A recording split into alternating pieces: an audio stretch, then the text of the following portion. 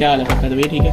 अच्छा, आज हम देख रहे हैं, आज से बल्कि हम शुरू करेंगे हमारे पास जो इलेक्ट्रॉनिक आइटम्स पड़ी हुई हैं उनके इस्तेमाल, उसके अंदर क्या क्या चीज़ें होती हैं, किस तरह इस्तेमाल करनी होती हैं, क्या चीज़ कैसे आपने इंसर्ट करनी है। तो पहले हम कर रहे हैं जी, थर्मामीटर आजकल काफ़ी ज़्यादा हमारे सेल हो रहे हैं, उसमें देखते हैं FT85 मॉडल है मेरे पास, उसके बारे में मैं आपको बताऊँगा। FT85 में पहले आप सेल डाल देंगे, जब वो ऑन हो जाएगा थर्मामीटर, इसमें हमें 3 मोड मिलेंगे। 3 मोड से मुराद यानी कि आप 3 चीज़ों का टेम्परेचर चेक कर सकते हैं। जब आप इसको ऑन करेंगे, सबसे पहले ये आपसे पूछेगा जी आपने क्या करना है, सेल्सियस में चेक करना है कि फ़ारेनहाइट में। देन आपने इसको सेट कर लेना था सेल्सियस या फ़ारेनहाइट।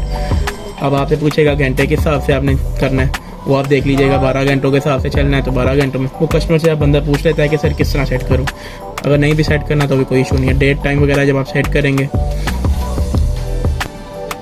इधर डेट आ रही है, आपने डेट डाल देनी है, जैसे टाइम आएगा फिर टाइम। ऐसे आप ये सब कुछ जब कर लेंगे, उसके बाद लैंप पूछ रहा है ऑन रखना है कि ऑफ रखना है, ये भी आपकी चॉइस है। इसके अंदर आवाज़ पूछा, उसने ऑफ कर दिया। अब हो जाती है चेक करने की बारी। इधर स्कैन का बटन दिया है, यही स्कैन का बटन है, यही इसका पावर ऑफ का बटन है। जब आप इसको दबाएंगे ये मीटर ऑन हो जाएगा।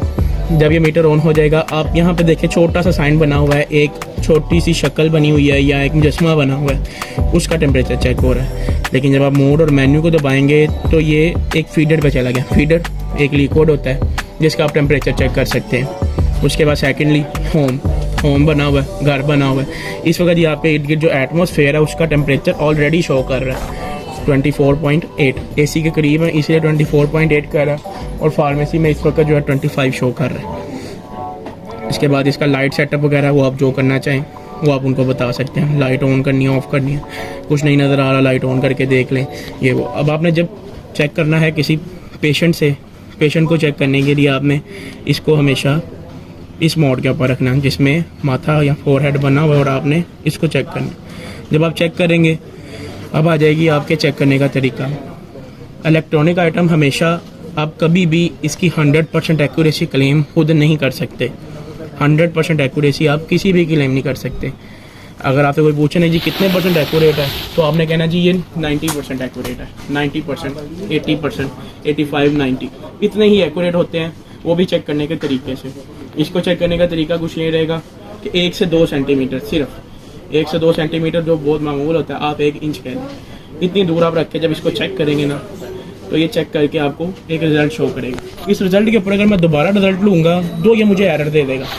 इस एरर से भी कई लड़के काफ़ी घबरा जाते हैं कि ये एरर क्यों दे रहा है, नया मीटर है। भाई उसने एक बार चेक किया, वो आपको दिखा रहा है, आप ऊपर से फिर दबाओगे तो फिर तो उसने एरर ही देना है। आपने 1 मिनट वेट करना है। जब ये अपने नॉर्मल कंडीशन में आ गया, अब मैं दोबारा चेक करूँगा तो ये मुझे दोबारा रिज़ल्ट दे रहा है। बस अब इसने आप ये इस वक्त सेल्सियस में दे रहा है, इसको आप फ़ारेनहाइट में भी कर सकते हो। कस्टमर आपसे पूछा जी कितनी दूरी से रख के करना है, उसे कहना है सर 1 से 2 सेंटीमीटर की दूरी पर रख के करना है। नॉन कॉन्टैक्ट है, ये नॉन कॉन्टैक्ट थर्मामीटर है।